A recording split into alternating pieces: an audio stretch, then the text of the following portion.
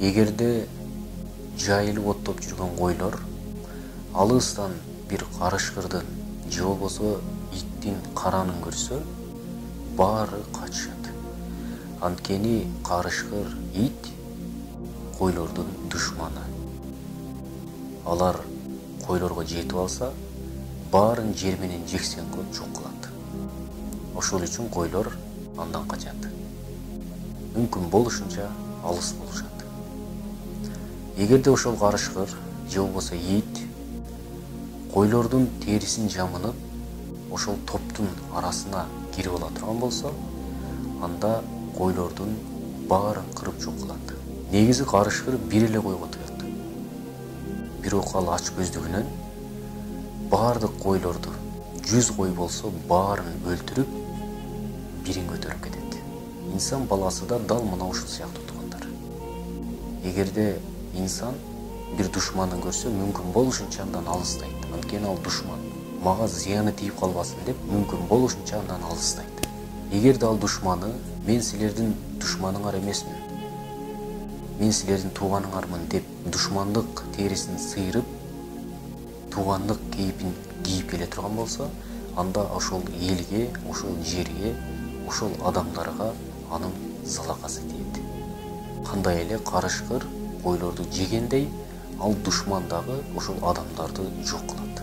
Урматтуу тууганым, бүгүн дагы Кыргызстан мына ушул кейипти кийип калды. Мына ушул абалга түшүп калды өкүнүчтүү. Кыргыз негизи билет Кыргыздын душманы ким экенин. Андан мүмкүн болушунча алыстайт, туугандарына жолотпой таган. Бирок бул биздин душман эмес. Бул биздин тууганыбыз. Бул элди, жерди ойлойт деген инсан бир-эки күндөн кийин душман болуп чыгып келатат. Бул инсан баласы үчүн эң жаман, эң коркунучтуу. Анткени сен ага ишенесиң. Ага мүмкүн болушунча бирин сырыңды айтасың. Бирок ал душман болуп келип чыкса, эртең абийириңди суудай төгөт. Бүгүнкү абалда мына ушул туугандар. Бул саясатчы элди ойлойт, жерди ойлойт, элди сатпайт деп ойлойсуң. Бирок ошол мандатка, ошол мансапка жеткенден кийин элди унутуп, элин жерин сатып, ошол жердин астындагы кеңге кызыгып, жердин үстүндөгү элди унутуп коюп атат. Бул эң өкүнүчтүүсү. Бул биздин тууган, бул душман эмес дейсиң, бирок ал ошол туугандык кейипти кийип, душмандык кейипти сыйрып алып коюп, элдин арасында аралашып, акырында элдин абийирин суудай эле төгүп атат. Элдин татынакай жашап аткан ынтымактуу абалына бөлөк салып, ортого ызы чуу жаратып, бири-бирин жек көрүп, сен аркалыксың, сен түздүксүң. Ар кандай жаман сөздөр айтылып, элдин тынчтыгы калбады азыр. Урматтуу туугандар, эгерде Кыргызстанда бир нерсе болуп кете турган болсо, эртең ошол сиз ойлоп аткан саясатчы чемоданын көтөрүп аэропорту көздөй чуркайт. Кыргызстандан качат. Сен экөөбүз калабыз. Сен экөөбүз кудалашып калабыз. Сен экөөбүз достошуп калабыз. Сен экөөбүз кушуна болуп калабыз. Алар качат.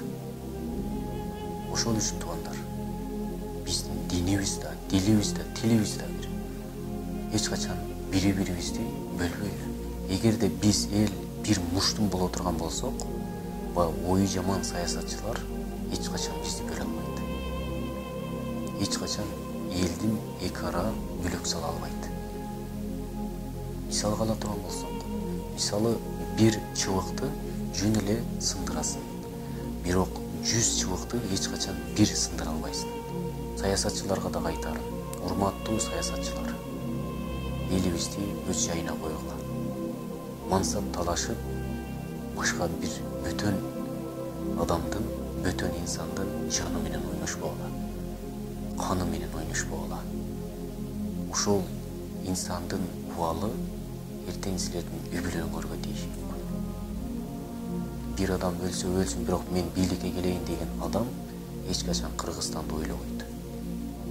Бүгүнкү күндө Кыргыздын душманы ким экени билинип калды.